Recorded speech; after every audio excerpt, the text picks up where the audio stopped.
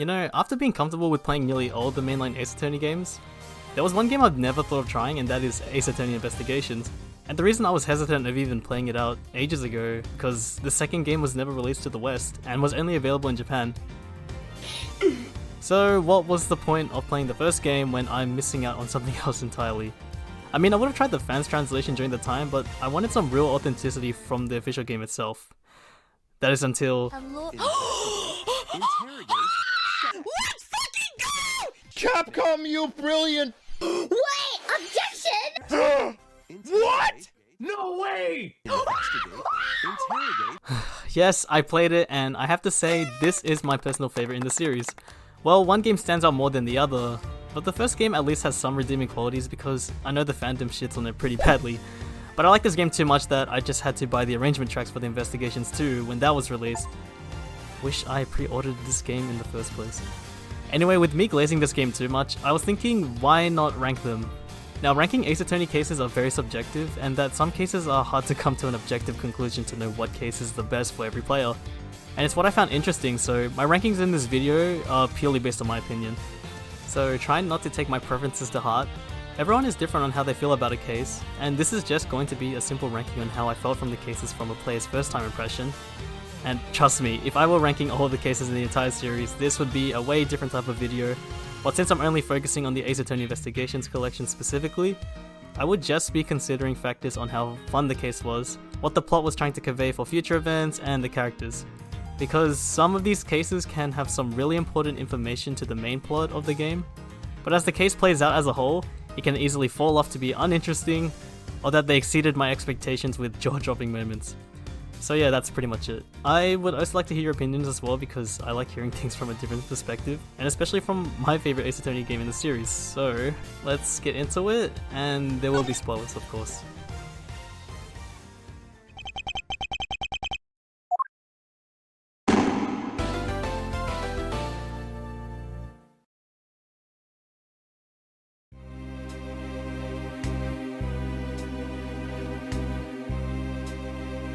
Okay, this might be a bizarre one to start with, and I'm probably gonna get hate for this as well. I wanted to put this one higher because once you learn about the contextual information, it just changes everything on how you see the case itself. But like I said, if I'm basing this off my first impressions of it, Turnabout Airlines is just boring. Don't get me wrong, the case's setting that begins on an airplane is actually unique and something we haven't come across in the series, but it doesn't make up for how mediocre this case plays out. It's a flashback case prior to case 1 and 3, and Edgeworth is accused in this case. He was seen near the body, and that sets the tone for the rest of the game. And there's just constant blaming and flimsy accusations that make the investigation a chore rather than a challenge. And that's fine, we've seen cases where you have to defend yourself, and when that happens, the witnesses are what cause the whole case to be irritating itself. When Edgeworth is incriminated, the witnesses will constantly push the blame on you when you do your confrontations. I think the only exception is Rhoda Tenero, and she's fine. She doesn't really get on my nerves. It only took 2 confrontations to convince her that Edgeworth did not commit it. But as the case progresses, you start to understand more about her, and she wasn't just a flight attendant, she just took pride in customer service and had a passion for improving the passenger experience. As part of her job, she worked on designing a special type of luggage for the airline for high-class passengers, which sadly enough, she did not make any sales and had to even buy one for herself to give them the impression that they were a popular item. I think Zinc LeBlanc had to be one of the most pointless witnesses of all. I do not like this guy. He had nothing to add to this case other than his constant yap about his art collection and money. He's less of a serious suspect and more of a walking punchline, and he's just entertaining for about like 5 seconds. And then you realize he's also just there to slow down the investigation with more finger pointing and distractions while you listen to the most ear-grating music. To give this case some good points of recognition is meeting Franziska again, who is to help with the investigation. Apparently there is a smuggling ring going on, and it's the only part of the case with long-term relevance to the overall narrative, and that's where Cammy Meal comes in. She actually had a lot of potential to be a good villain. I love her character design, but she's just portrayed as a weak villain overall, having murdered Hicks to cover up an international smuggling operation she was involved in. Cammy plays the role of a clueless airhead so well that it's obvious she's hiding something. But the game stretches out the length of this case so unnecessarily long as she constantly switches blame to Tenero. But her motive being that she was smuggling valuables through the airline and was working with Hicks, until he tried to expose her. She's not a terrible culprit, but if the game portrayed her involvement in the main plot more, then I would place this case higher if it was able to set the tone for more suspense in the later cases. In the end, Turnabout Airlines just feels like filler when coming to it blind. It's not the worst case in the entire series, but it definitely earns a spot at the bottom of Investigations 1. But as a first impression of the smuggling storyline being the only important factor, it barely registers to me as the player, and you're not made to care about anything here. It just feels like background noise to an otherwise dull mystery. It's only in later cases that you realize, oh, that's what Turnabout Airlines was setting up. And by then it's too late to make this case feel worthwhile.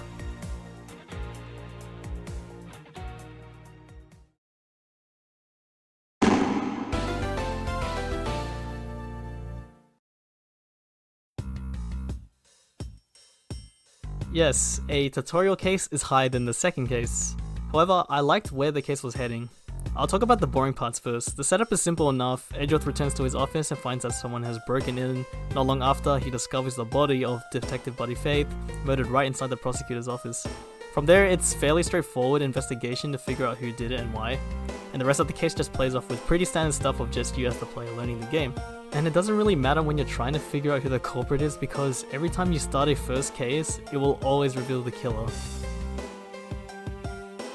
So as you collect clues, a prosecutor named Jocks Portsman arrives and quickly tries to manipulate the whole situation, first accusing Edgeworth, then Gumshoe, and finally trying to pin the murder on Maggie Bird.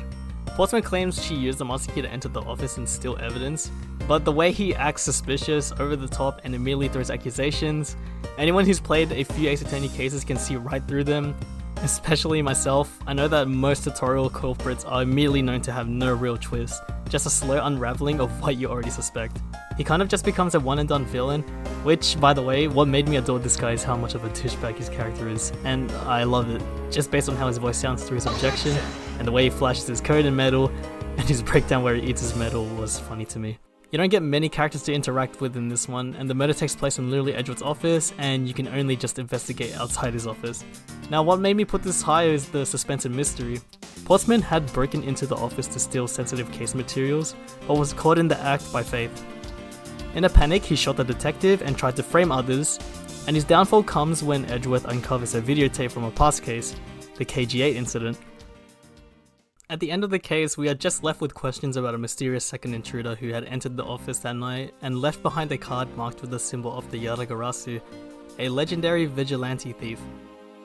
Okay, yes, this case should have been the lowest, but I truly believe it doesn't get much appreciation for what it tells aside from it just being the first case, but it just succeeds in establishing tone and introducing new mechanics, and just giving the player more excitement for a bigger mystery.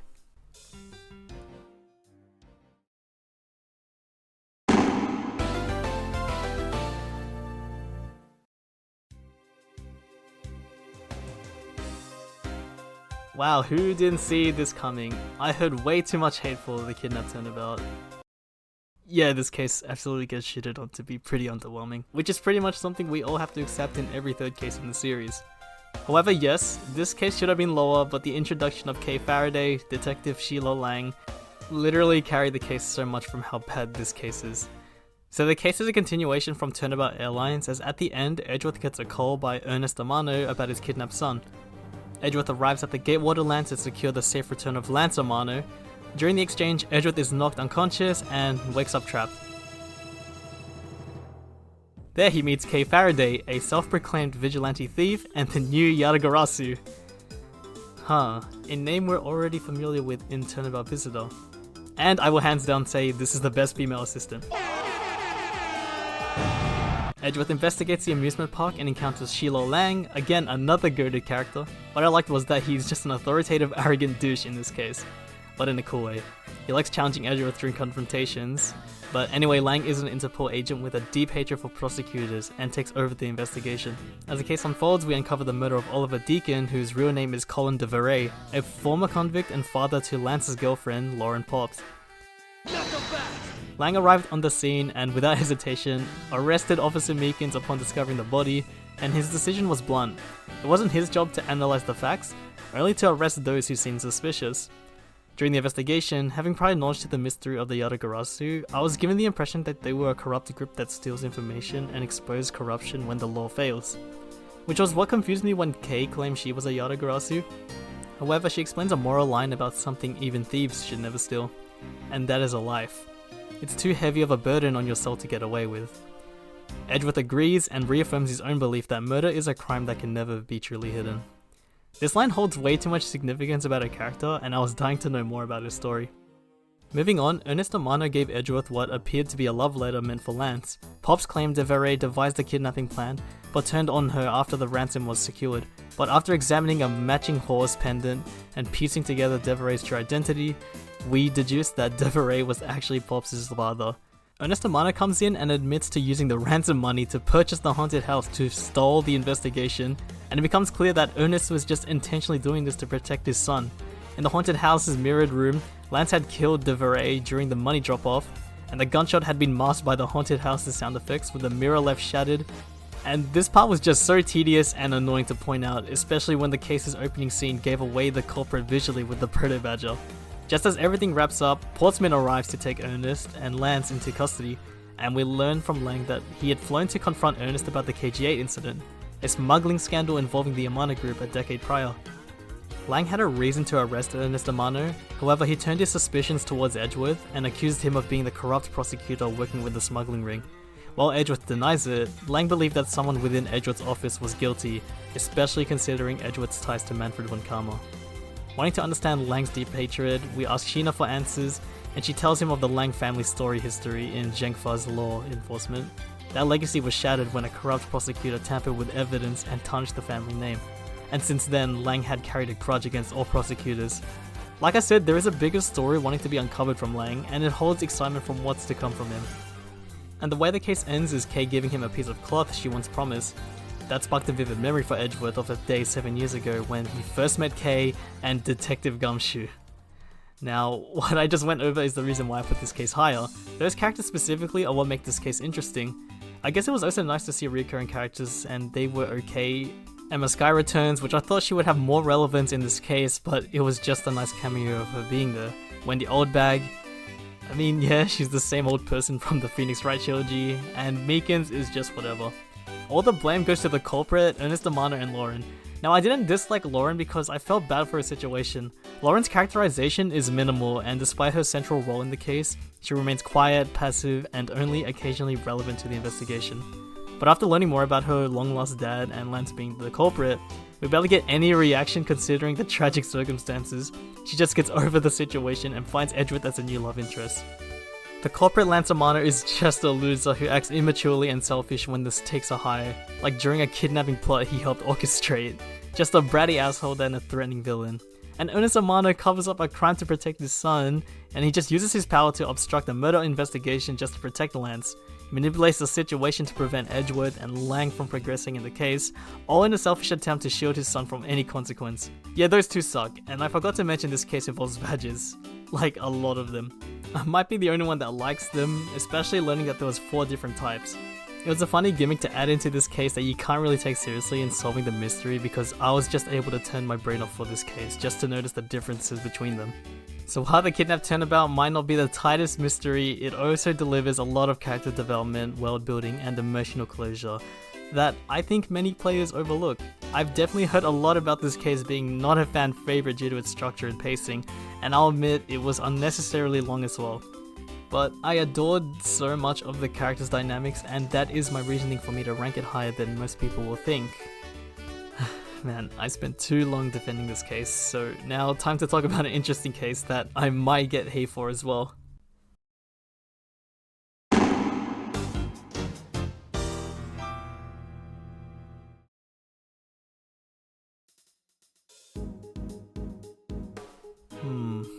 Yeah, I think slandering the first Investigations game would be a bit too much, just to make it fair. But Investigations 2 is too good to be hated on, and trust me, I did not hate any of the cases in that game. The second game does such an exceptional job in creating an insane mystery that all links to its finale. But as much as how good the cases are, there was at least one weak case that created a first impression to me that is kinda lackluster from the others. The captive turnabout is so long for what it tried establishing. It's at least an engaging case with interesting major characters we get introduced to, but the way the case drags itself too much is a lot of information that is just not important to the player just yet. 2 days after Dijun Wang's fake assassination prior from Case 1 in Game 2, Edgeworth, Kay and Gumshoe visit the detention center to prepare for Bronco Knight's upcoming trial. Unexpectedly, we learn Knight has been murdered in the prison's workshop. He was stabbed in the neck and was found with a fancy ring.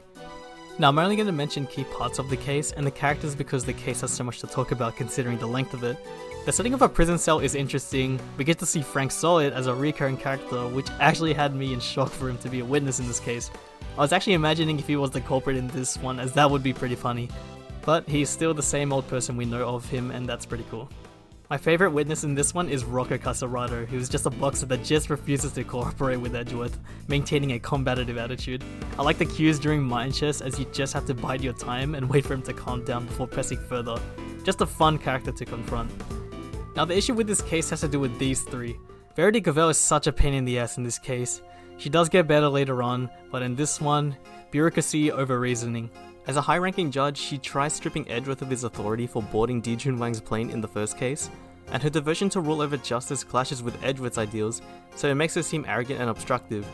Though her intentions may be lawful, her presence severely hinders the investigation. She does have valid reasons and isn't over-obnoxious with her statements during confrontations, but her decision to hand the case to the clearly inexperienced Eustace Winner just shows how out of touch and self-righteous she is. Objection! First impressions of Eustace is that he is so punchable. Likewise, same for Verity, Eustace is just a waste of time to deal with during confrontations with the constant help of Verity at the same time. Overruled. And well, he just isn't funny here either. I believe he is intentionally supposed to give a bad first impression to his character in order to show later development, but overall he just isn't worth talking about in this case. And Bud hid Armacanus? I think I said that right. Well, I don't hate him, he feels like a distraction in the captive turnabout, and while the main murder investigation unfolds, the game suddenly pivots to show off this assassin, like his chest carvings and chiseling hobby.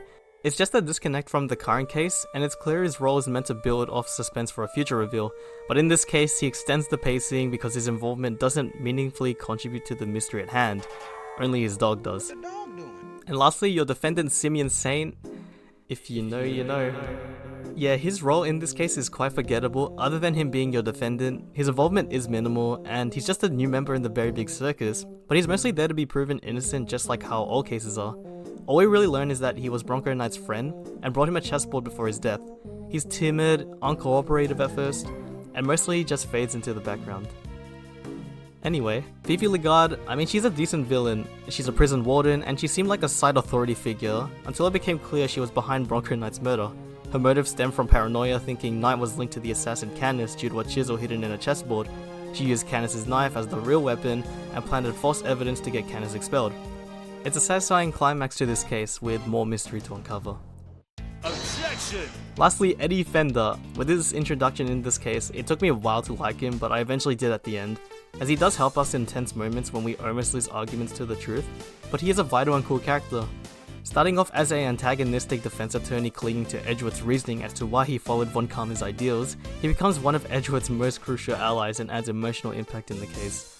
The more he stays with us during investigations, Eddie tells Edgeworth that he was sounding more like his father, realizing how Edgeworth has changed from his ways under Manfred. In the end, Edgeworth pondered whether he should really try to fulfill his original dream of becoming a defense attorney like Gregory Edgeworth, and it's just such a great callback for Ace Attorney players about Edgeworth's past during DL6 and his dilemma with him being a prosecutor. It's a great ending to this case that later foreshadows Edgeworth's character. So overall, I like it. This case serves as a slow burn with meaningful long-term setups. It's just that there are too many major characters involved in this that require you as the player to know so much in this very long-paced case that's just irrelevant to the player as of now. And trying to remember all these aspects just slightly distances itself away from the current case we're investigating. But I'll give credit for its efforts, and agree that this case would be the lowest in investigations too.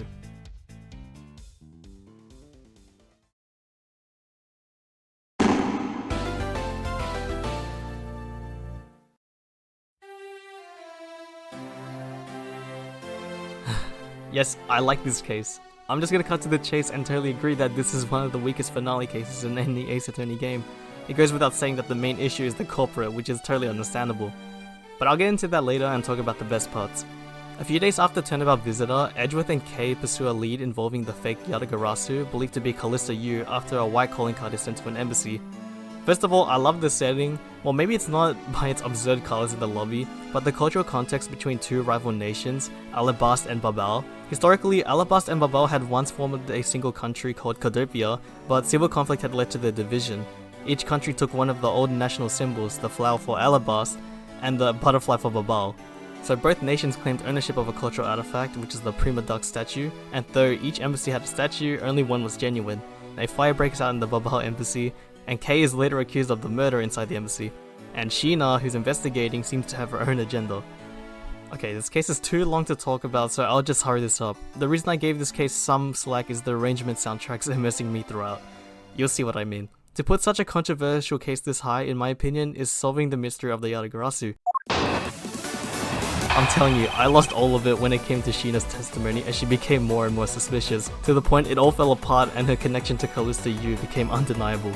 She claimed the soot on her coat came from the first fire, including a particular dark stain. However, we suspected that it wasn't just soot, it was a Barbalese ink from the fireplace. To prove this, he burned a piece of the stain. When the patch glowed green, it confirmed she'd passed through the fireplace. Even then, Sheena demanded more solid proof that she was Callisto, and then Kay steps up, and apparently she had preserved a piece of evidence from 7 years ago, which is a perfume bottle that still carried Callisto Yu's fingerprints. And to top it all off is her breakdown from 7 years ago as she does the same old laugh.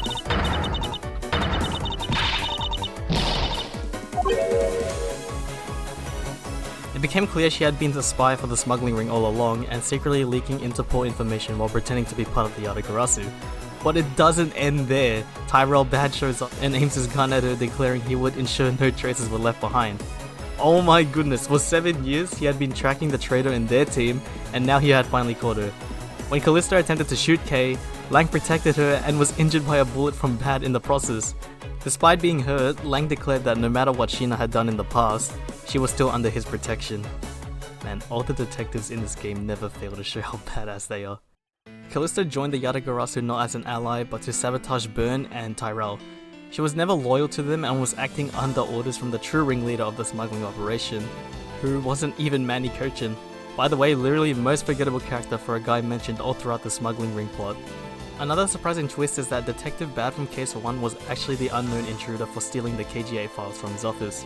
He then reflected on the KGA case. When Manny Kochin was found not guilty back then, he and Byrne Faraday realized the legal system alone couldn't stop people like Kochin, so they formed the Yatagarasu, determined to bring justice outside the courtroom. Despite this, Tyrell was willing to entrust the case to Edgeworth now, and then in an emotional moment, Tyrell turns himself into Gumshoe, revealing as the final member of the original Yatagarasu. How devastating it must have been for Gumshoe to arrest his superior, but would always remind him to never let go of his belief in what being a detective meant. He is one of my favorite detectives out there. He's just too human that is simply seeking for the truth and justice. And that's why Turnabout Ablaze could have been great. So to sum it all up, Callista Yu is, well, the best villain in Investigations 1, compared to all the weak ones we have had so far in this game. Now this case obviously should have been ranked lower with one particular issue, so I'll just briefly mention the witnesses first. We also get Larry and Wendy Oldbag again, which I found pretty annoying because having witnesses we're already familiar with rules out any potential suspects to the case. I like Callias Palena though, because I found him suspicious with his gimmicky hands and wide smile, and the fact that he's always interested in finding out about the murder, especially being the Barbalese ambassador, so it could only make sense due to the rivalry and separation of Cadopia. But no, he's just a really nice character. However, on the other side of the embassy,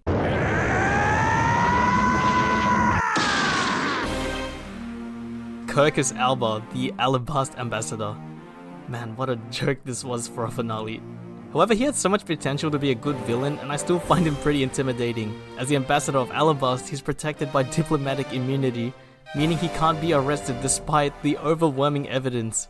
Like, I think I had a straight 4-hour playthrough of thinking I was almost done with this case. We've gotten so much evidence that points to this guy being the culprit of... I literally forgot Master Mask was the victim in this case. Heck, even that was forgettable. Anyway, it's frustrating to expose him. I swear you literally have to retell all of the events of what happened in this whole case, and that we already know that there are no potential suspects, that Alba is the one that did it, and there should be no more justifications left for this guy, but anytime we get closer, he just ends it there as he apparently is going to miss his flight.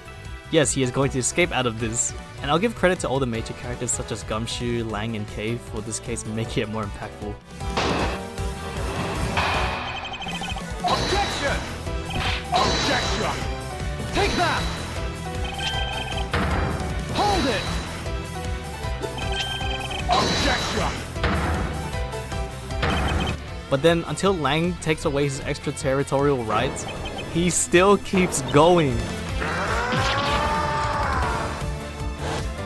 The point is, I like Alba, I truly do. He spends nearly the entire game playing the role of a harmless old ambassador, but when the facade drops, he transforms into the smug, cold-hearted mastermind who's been orchestrating smuggling operations under diplomatic protection. I admire him, but Albert just won't know when to shut up and take the fall. He keeps throwing out weak lies and stall tactics and dragging the case out way past its emotional climax. He is a great villain that overstays his welcome, but all in all, with the amount of constant confrontation segments you undergo in this case, the Ace Attorney Investigations arrangement soundtrack is the major carry in immersing me with the hellish pacing of this case to somewhat feel like a strong finale villain. But let's just move on.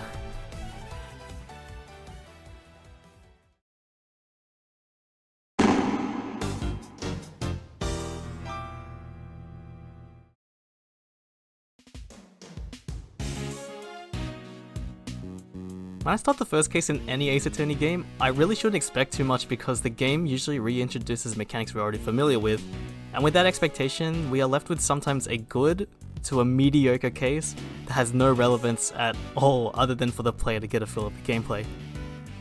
Yeah, Turnabout Trigger does that, but better. I'm telling you, this case had no reason to be this peak.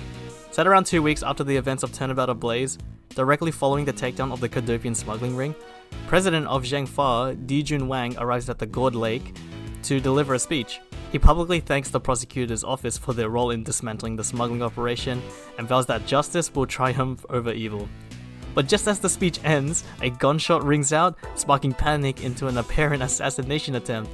I love it. The suspense already kicks in and then the investigation begins immediately. This case kept me so entertained and intrigued me every minute. There was always something new in trying to figure out the position of the assassin. The fact that at one point we came to a conclusion that the laser sight pointed at President Zhengfa was just a mark on his forehead. Oh, and the characters in this case are way too lovable. Tabby Lloyd is a cheeky and charismatic reporter. She claims to have information on the shooting but refused to give up her information unless Edgeworth gave up information on him himself. And while this is a tutorial case, we also get introduced something new, which is logic chess. This gives the case more than just connecting logic puzzles and deductions. It attempts to add more stuff, and mind chess just gives more excitement in understanding the character to win in Edgeworth's favour in order to get information, which is similar to Phoenix's Magatama. Anyway, Tabby is an enjoyable character to converse with. Learning she was a reporter, she shares critical audio recordings that captured not only the president's speech, but also 2 voices talking about 2 gunshots, which deepens the mystery further. I forgot to mention how the chess motive is constantly apparent in the second game, like the president's bodyguards' last names are Knight and Rook. Shelly the Killer returns, or John Doe.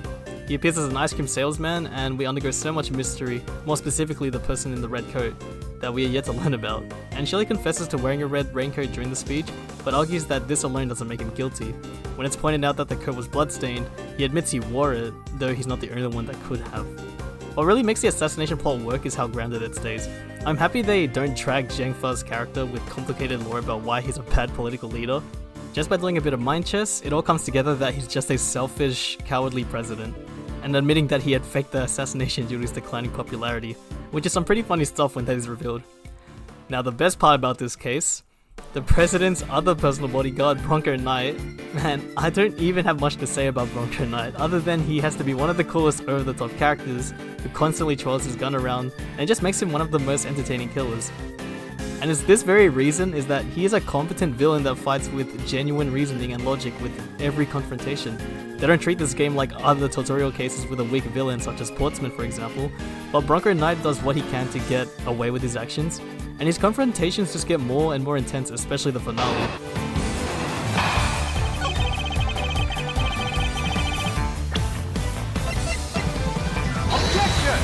As we recalled that Knight had a chance to manipulate the evidence, it became clear that Knight had swapped the gun found in the trash with his own by moving the laser sight over it.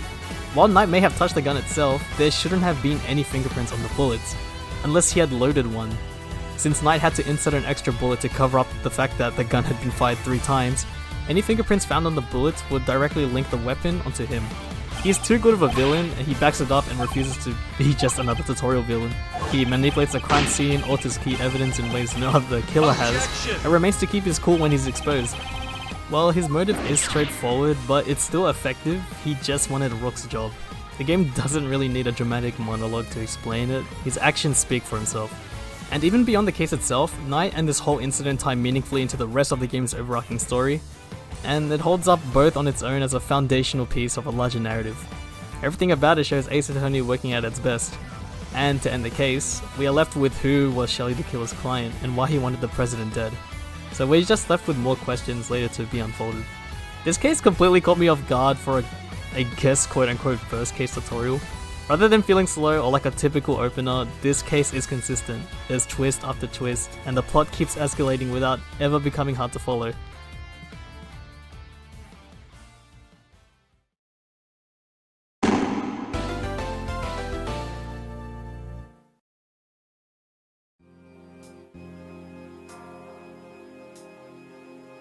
Well, this will be the last case I'll talk about from Investigations 1. I tried defending this game as much as I can for being an overall weak spin-off on its own.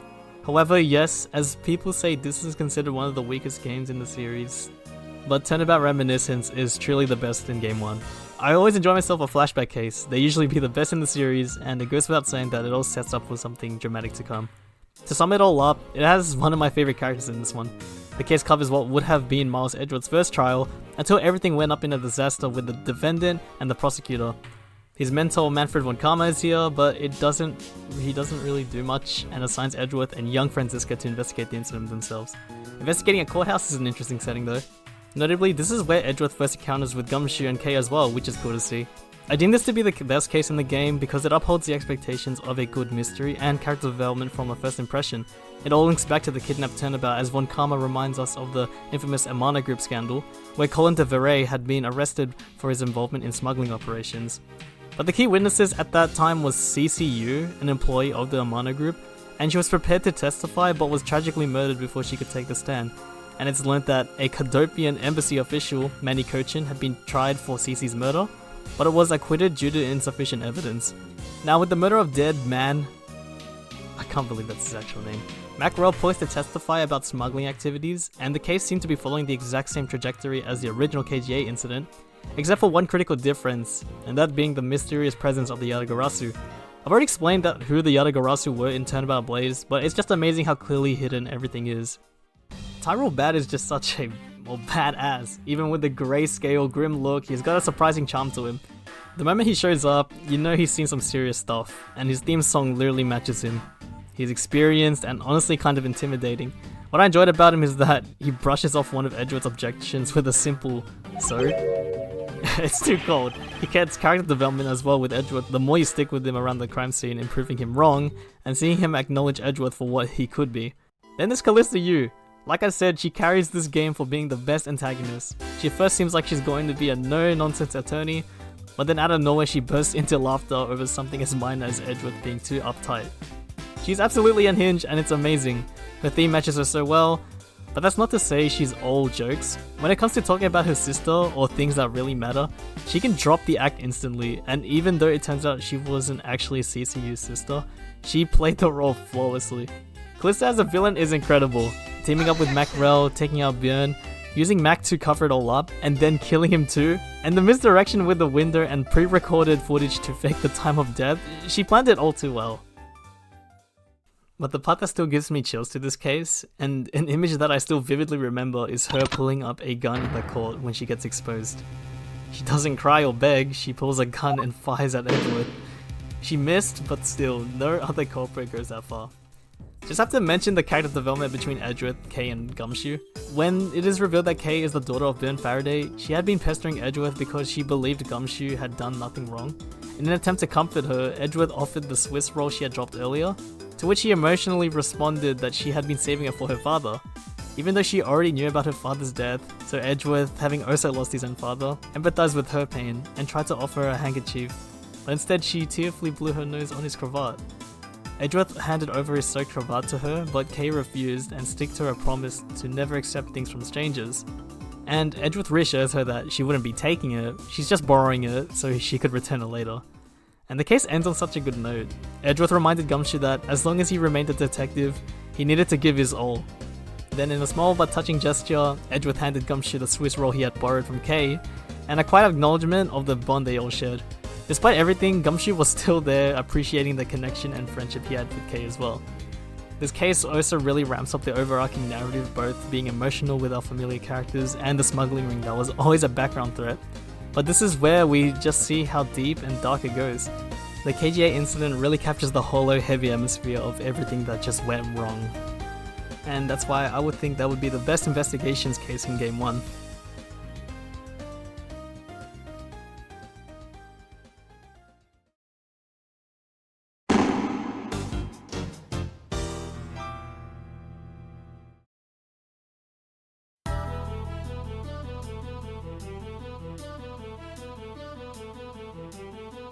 Well, if you like Kay Faraday, just like I do, this would be a very emotional case. I had a really hard time ranking the next 3 cases because they are all just too good. A Turnabout Forsaken's opening cutscene splits into 2 key events. On one side we see the Committee for Prosecutorial Excellence preparing to hold an evaluation hearing for Miles Edgeworth, where his career as a prosecutor is at stake. On the other side, we see Kay standing beneath a cherry blossom tree and face to face with a mysterious figure wearing a red jacket. She demands to know who they are, but before she can make sense of it, everything goes black as she begins to fall into a void. This case goes through a lot of development. More specifically, this is where Edgeworth is at his best.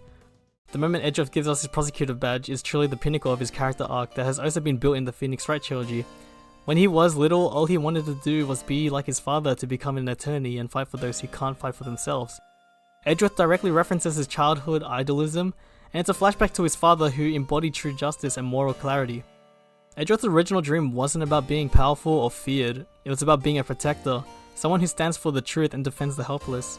He acknowledges how far he's drifted from his identity and his power, which have all become tied to his role as a prosecutor, and the badge has become symbolic of his reputation, but he's now forced to confront whether those things truly matter more than people. Kay's old nature, where she was selfless in need of helping others, is not apparent anymore, with her memory loss leaving her with self-doubt.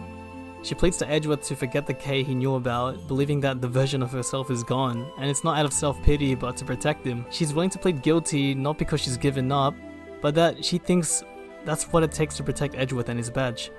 Despite even without her memories, her instinct is to sacrifice herself for someone she cares about, especially when she quietly admits that she wants to know the truth as well. I mean, it is what Edgeworth has been trying to prove as of the current case and his profession as a prosecutor.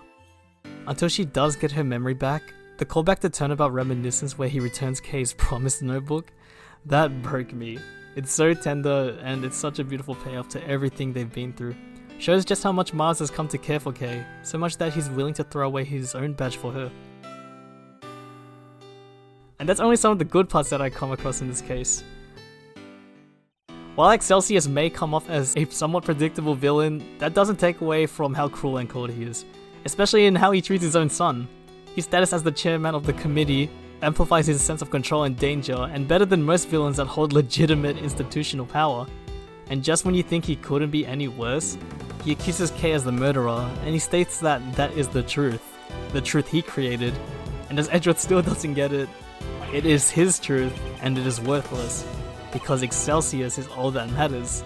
Then he just keeps going. He crushes his own son Eustace Winner by dismissing everything he's ever done, because he claims he's accomplished nothing on his own.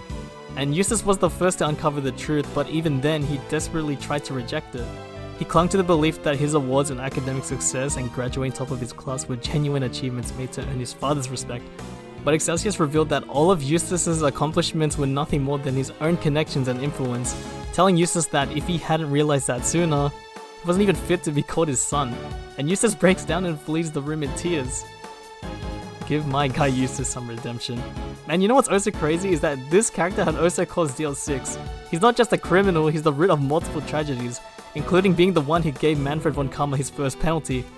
Now I don't blame him because I don't think he would have expected Manfred to go insane for his perfect record, which ultimately became von Kammer's motive to murder Gregory Edgeworth in the DL6 incident. But this character deserves so much recognition for being one of the most fucked up villains in Ace Attorney, or probably even labeled as a final boss for this game, but he does not, sadly.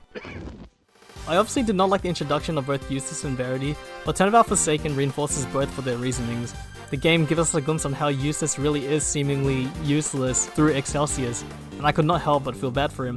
Verity might have been one of the biggest obstacles for a large chunk of the game, but watching her finally stand up to Excelsius and take outside, it shows a lot of character development. I also think Rosie Ringer is easily one of the most compelling victims in the series. Her name leads you to believe she's the leader of the black market auctions, but the reveal that she was the one wearing the red raincoat throws everything into question. As the case keeps going, we discover that she had planned to kill Excelsius, while her full motive is revealed later. It's insane how much she went through as she died trying to stop Excelsius. What puts this case slightly lower, however, is these characters. I'm sorry, it's not that I have full hatred against these two, it's the fact they were accomplices for Excelsius.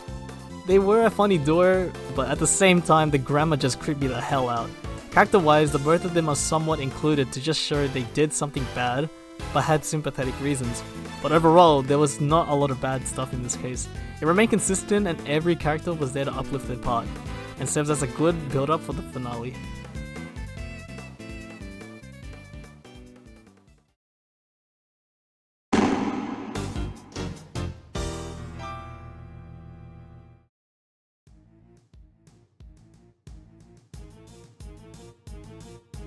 Weirdly enough, people found this case worse because of the villain somehow, but I fully disagree.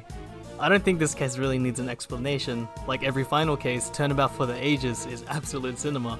I think enough has been said with my opinion for the captive Turnabout, and when everything comes together, it creates a solid finale case. The pacing is relentless in the best way, with twist after twist and emotional payoff. It's a grand finale that delivers almost everything it promised. That's not to say this is a perfect case. I guess I would say the only real flaw is that after the emotional climax with Eustace, who actually gets his redemption in this case, as he finally stands up to his father and rejects the toxic legacy he was born into, everything involving Eustace is emotionally rich and masterfully handled. His growth and how everything ties back to his father and the committee is some of the most personal storytelling Ace Attorney has ever delivered. And I believe restraining any involvement of him further in this case is the best choice narratively, so it could let him exit the spotlight and keeping the focus on Edgeworth and the investigation's endgame, which shows that his arc is completed and that's what gives it a lasting impact.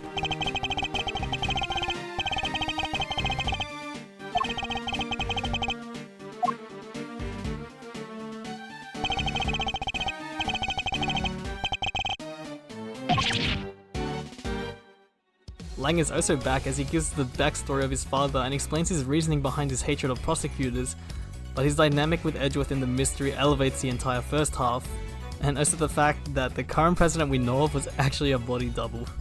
Also learning more about Verity in this case to realize she had an adopted son who was Sean and her ties with the president was really emotional, and confronting Canis is definitely a highlight too. A guy who we just briefly saw 2 cases ago in jail is finally free and puts real pressure during confrontations. His involvement in the orphanage between him and the body double president made this sequence ominous and creepy. And eventually we learned that he was searching for the boy in the red coat to express his gratitude, because this certain boy had overheard 3 conspirators planning to kill Canis, in which he had set the fire to the orphanage so Canis could escape. That said, the mastermind is an absolute highlight and easily one of the most compelling and dangerous villains in Ace Attorney. Their motives, manipulation, and sheer presence elevates the finale. The one to do it all from the very beginning, Simeon Saint. He's a bit complicated, especially after 4 cases prior to this build-up. As a villain, he's not meant to be terrifying, he is the ultimate face of someone hiding in the background, and one of the best plot twist villains ever.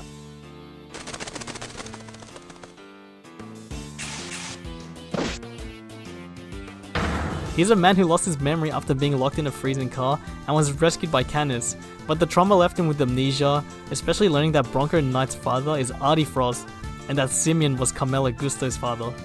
Following the SS5 incident, he began orchestrating events from behind the scenes and manipulating people and incidents from the shadows.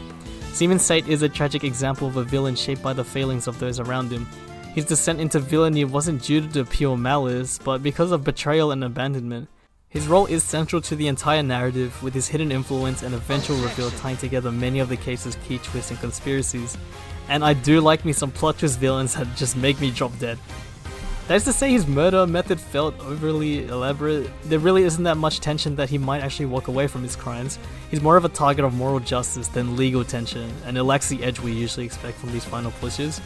That being said, people find this villain not being the most tragic or threatening, which is understandable. But if we were to ignore these issues, he truly beat us in this game and is someone I never saw coming.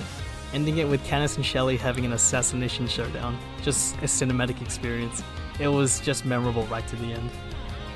I agree with other people that this is considered not one of the best final cases, but to me, I found it enjoyable to the very end and never got bored of it.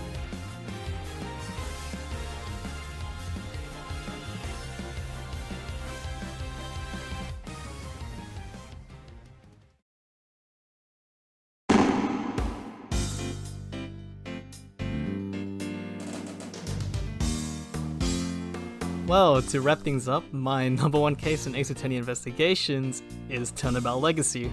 Pretty obvious, a flashback case will always interest me in the series, and playing the man himself, Gregory Edgeworth, a major character involved in the DR6 incident, prior knowledge of someone we know in the original Ace Attorney, the case that builds off of Turnabout goodbyes, it all begins here. This case had me in a mix of amazement, excitement, and with an emotional ending to top it off. What really stands out is that the case subtly emphasizes that Von Karma still lingers over Miles. So when Miles shows signs of condescension or sharp judgment, it's clear those traits didn't come from his father. Even with the truth exposed, Von Karma's influence isn't easy to erase, and this case powerfully captures that Miles is still in between the ideals of two very different mentors, making his internal struggle that much more compelling. Gregory is revealed not just as a brilliant lawyer, but he is a genuinely kind man and a thoughtful father, learning that he cares deeply about his son, trusting heavily with Von Karma's controlling mentorship. And we get young Eddie Fender who eats paper and takes his role very seriously, and I love it. It's a crazy contrast to who he was in the present day, but I'll get into that later. Just the way Turnabout Legacy reframes a simple case in Ace Attorney into something foundational for the entire series. It starts as a routine investigation that grows into a deeply personal, decade-spanning story that not only fleshes out Gregory Edgeworth as a smart and compassionate defense attorney, but also gives a new weight to Von Karma's motive. His grudge no longer feels like a cartoonish overreaction to a penalty, it's tied to a massive failure being exposed, which is a blow to his pride and control. The way this case branches off of DL6 with new context and heartbreak, and the time swapping between the past and present where you play as Edgeworth 18 years later is just handled so well in letting the player and myself feel the weight of history being uncovered in real time. But I can only remember so much about the little details of this case, other than it takes place in a dessert making competition, and I just love the idea of visiting each room as we get to learn what each chef made and that there were different room temperatures for the desserts. Also the fact that the rooms were labeled based on the seasons, so that's pretty cool. In terms of characters in this case, the minor characters are somewhat weird and quite forgettable that I also forgot they were also involved. We learn about a chef named Alicia Scone who was really an undercover chef from a pharmaceutical family.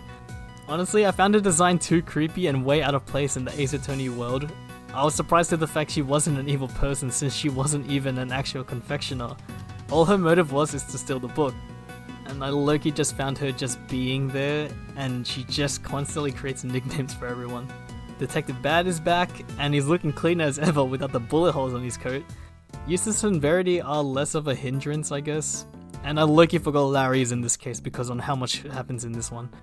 Well, the culprit is actually pretty good in this one. The character goes into so many lengths to cover up his actions, and confronting Carmela Gusto, who has recovered from being poisoned by Judy Bound, not only do we prove that he committed the murder, we also uncover his motives.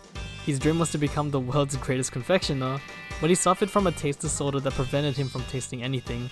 So he would have to win the contest and gain access to the pharmacist's cookbook, which contained a cure, and that was his desperate goal. Since he couldn't taste his own creations, he relied on his son as a taste tester, but when his son didn't show up to the finals, and Artie Frost refused to help him any longer, Gusto was left completely alone. So he was determined to at least find the cure, so he snuck into Samson's room and took pictures of the cookbook, while Frost walked in on him, and an argument followed and escalated into a physical struggle that ended with Gusto killing Frost. He then froze Artie's body against the ice statue and covered it with a cloth, intending to make it look like the murder happened later. However, Judy found Frost's body in Samson's room before Gusto could move it, and she took a photo, and that led to Samson being suspected and arrested. But Judy later secretly moved the ice sculpture with the body into the cold storage, which is why no physical body was ever recovered until now. Even though Gusto confessed, he believed he was in the clear, because it had been 18 years since the murder and the statute of limitations had already passed. But the truth was, Gusto fled to Zhangfa for 3 years and that paused the statute, and Samson was only charged as an accomplice and not the killer. Because of these facts, Gusto could still be prosecuted and never get away with this. Now as a culprit, Gusto is fascinating and his desperation make him a great antagonist. And most disgustingly, after curing his taste disorder, he abandoned his own son, saying he didn't even need him anymore. This game is just filled with horrible fathers. But the most memorable is the relationship between Samson and Judy. My god, this relationship is so heartfelt and depressing. Samson Tangora easily suffers one of the most tragic fates in the entire series. It's crazy to think how many innocent people Von Karma are wrongly convicted, but to actually defend one of them, and to watch his mental and emotional decay in real time, is something else entirely. He's genuinely a good man despite being wrongfully imprisoned for 18 years, and he never stopped being the man he was, still doing what he could do to bring joy to others, even from behind bars. As for Judy, a really unique and memorable character, her design is gorgeous and her expressive theatrical animations are so charming to watch. She's incredibly kind and soft-spoken, yet I was immediately suspicious of Judy. I had thought she had framed Samson to inherit the mansion, and while she does turn out to be a culprit in her own way, the story didn't go in that direction to paint her as a horrible person as she is. Instead, I ended up genuinely loving the bond between her and Samson. It added an emotional depth I didn't expect to cry from. You really get that sense she could have been the villain in a different story, and I've always had a soft spot for characters driven by unshakable loyalty, so her devotion to Samson really hit me hard. Even though she made a desperate and morally great choice, it's because of her that Edgeworth was able to uncover the truth and take down the real culprit. I never expected the emotional climax to hit in the middle of the game. The father and daughter relationship they have is just done beautifully, especially when Judy explains how she had been left on Samson's doorstep as a child, and that he had raised her so she could live her own life to make him happy. The only way Edgeworth could possibly expose Carmela was through Judy's trap, yet everything that happened 18 years ago, including Samson's wrongful conviction and the body's disappearance, it just traces back to Judy unknowingly that the fact that she moved things around in her desperation to protect him is just insane. Even in the present day, she sacrifices herself entirely for Samson's sake, willingly putting herself in harm's way so that he could finally walk free. There are too many isolated moments in this that just make you want to cry, with Eddie willing to defend Judy in court for her tragic actions, and the fact that he couldn't come home with Gregory at the end of his final trial, or the moment you receive chocolate from Judy at the beginning, and Gregory hands that very same one to Samson, as it is his favourite food, and it's just so heartwarming and a tearjerker. Samson is finally being released, and as for Miles, he was finally able to solve the case his late father couldn't 18 years ago. In the conclusion of the case, Eddie expresses his gratitude to Edgeworth in bringing his father's case to an end 18 years later, and then leaves Edgeworth with a choice, to continue walking the path of a prosecutor, or to follow his father's footsteps to fight and protect the innocent as a defense attorney. A dilemma Miles finds himself reflecting on, and is uncertain of which road he is meant to take next. We see Eddie return to the co-law offices to share the news with Gregory in memory, placing the recent photo of himself with Miles next to the old one he had taken with Gregory 18 years prior.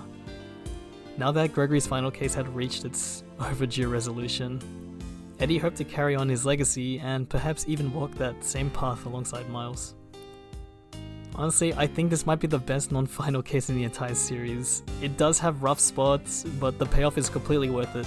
It's the kind of case that rewards longtime fans and deepens the lore while still working as a strong standalone narrative that is able to build off of Turnabout's Forsaken and ages perfectly. It is, well, the best third case in the series.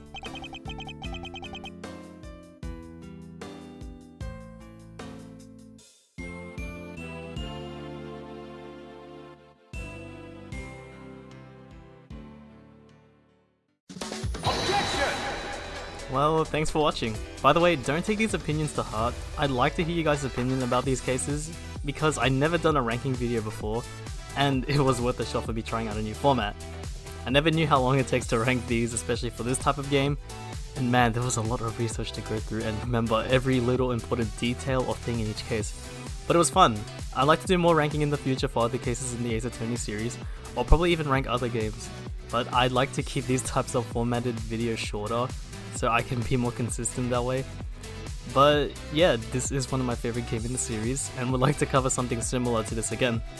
So I really appreciate if you made it this far, and thanks for sticking around.